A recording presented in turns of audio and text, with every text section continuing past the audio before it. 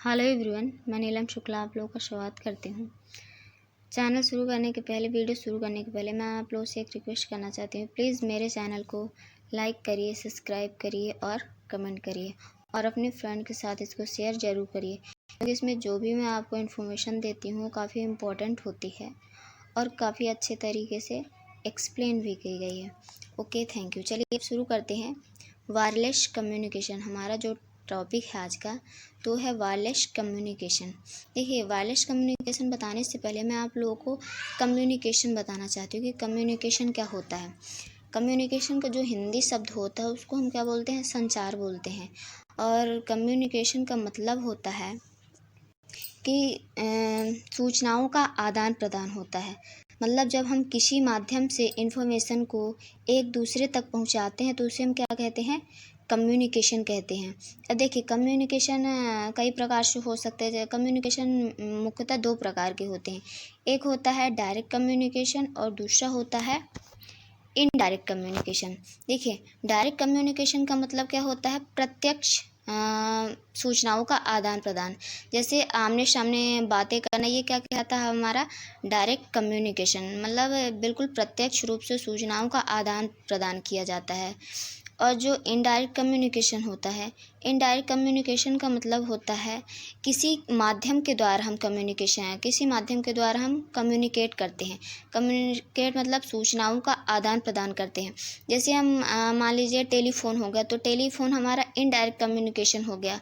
जैसे हम अगर आमने सामने बातचीत करते हैं, वार्तालाप करते हैं, तो उसको हम डायरेक्ट कम्युनिकेशन कहते हैं। इनडायरेक्ट में हम जैसे टेलीफोन में अगर कॉल करते हैं, बात करते हैं, टेलीफोन हो गया, ईमेल हो गया या ऑनलाइन चैटिंग हो गई, ये सब क्या कहलाती है? इनडायरेक्ट कम्युनिकेशन कहलाती है। तो कम्युनिकेशन के कई माध्यम होते हैं। हम कम्युनिकेशन या तो प्रत्यक्ष रूप से कर सकते हैं या फिर अप्रत्यक्ष रूप से कर सकते हैं। तो ये तो हो गया कम्युनिकेशन। अब आता है आपका वायरलेस कम्युनिकेशन। सबसे पहले जो पहले के ज़माने में जो कम्युनिकेशन होते थे वो कैसे होते थे? कम्युनिकेशन डायरेक्ट कम्युनिकेशन होते थे, मतलब प्रत्यक्ष रूप से कम्युनिकेशन होते थे। इनडायरेक्ट भी होते थे, लेकिन इनडायरेक्ट में कोई भी इलेक्ट्रॉनिक या डिजिटल माध्यम नहीं था।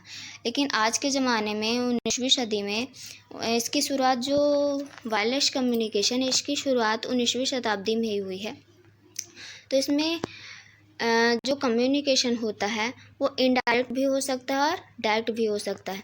मतलब जो भी कम्युनिकेशन होता है वायर के थ्रू भी हो सकता है और वायरलेस भी हो सकता है।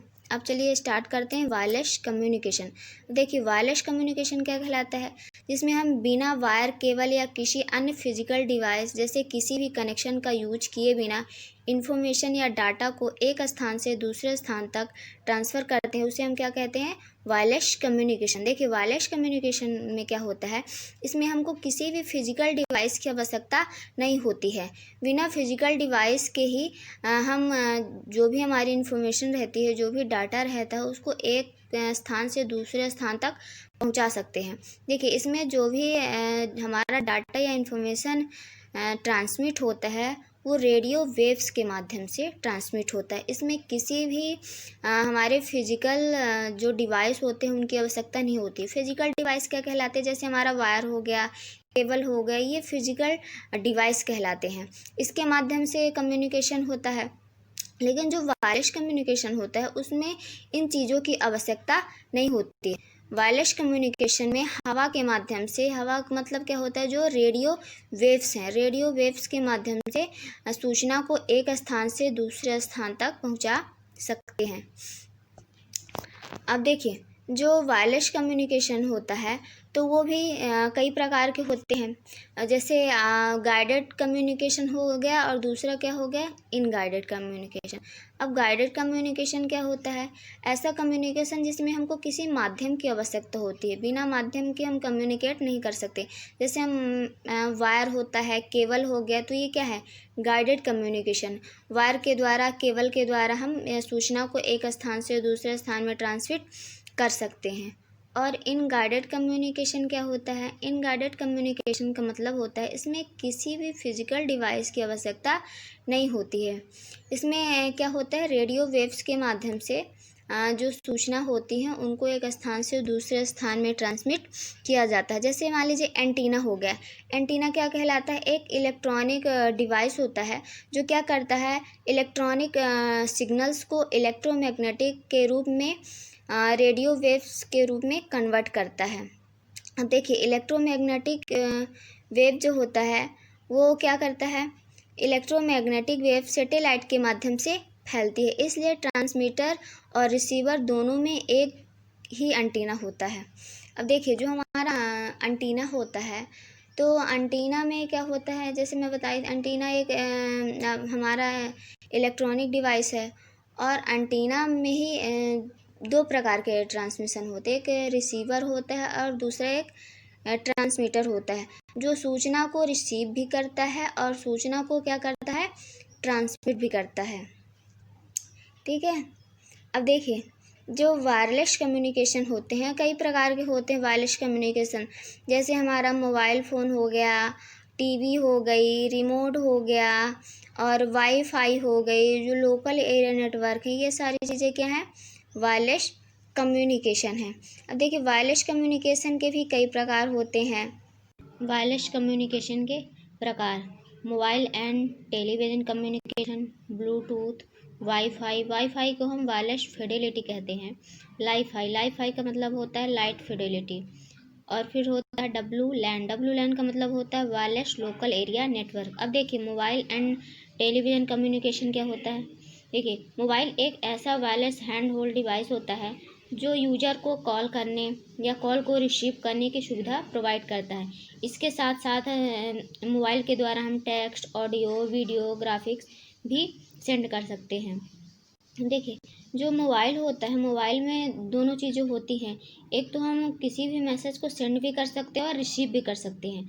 और जो हमारा टेलीविज़न होता है, टेलीविज़न भी मोबाइल की तरह एक वायरलेस कम्युनिकेशन होता है।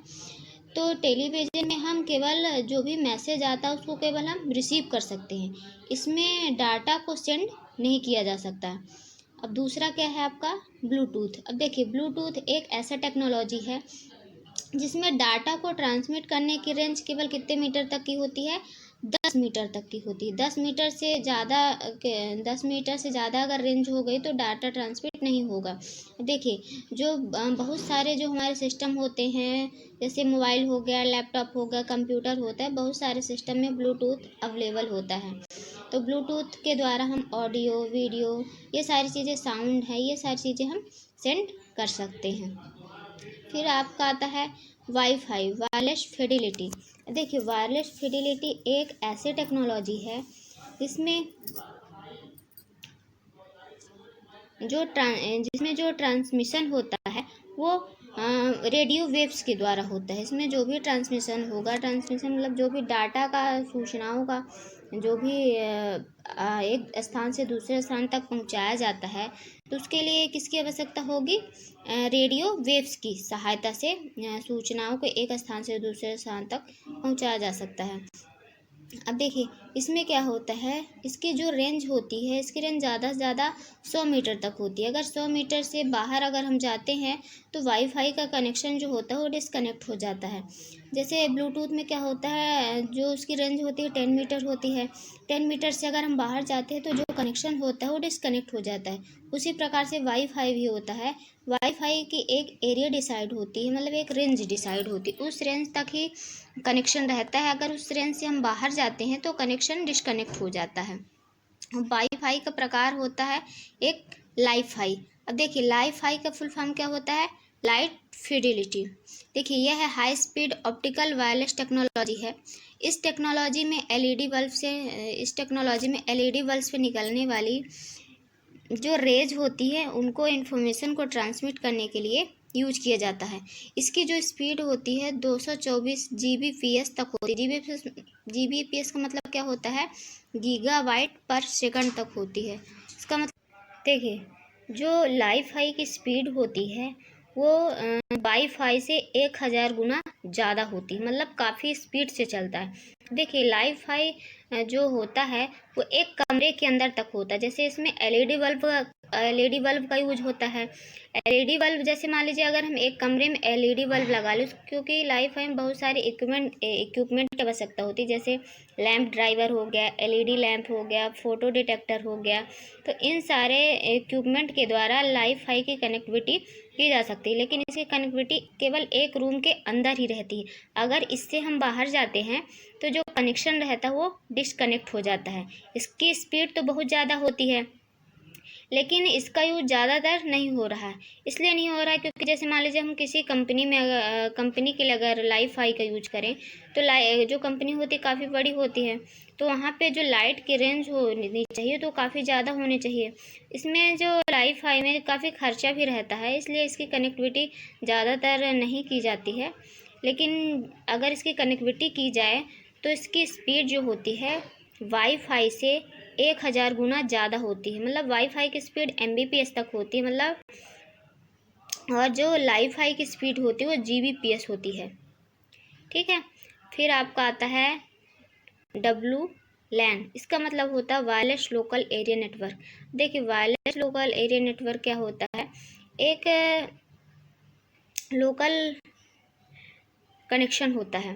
देखिए इस लोकल कनेक्शन के द्वारा हम बहुत सारे जो इक्विपमेंट हैं उनको हम कनेक्ट कर सकते हैं। जैसे हमारा हो गया ब्लूटूथ हो गया, वाईफाई हो गया, इसके द्वारा हम इनकी कनेक्टिविटी कर सकते हैं। ओके, आप लोगों को समझ में आ ही गया होगा। जो भी चीज़ें ना समझ में आई होंगी एक बार देखेंगे वीडियो तो सारी चीज़ें समझ में आ जाएंगी। Okay, thank you.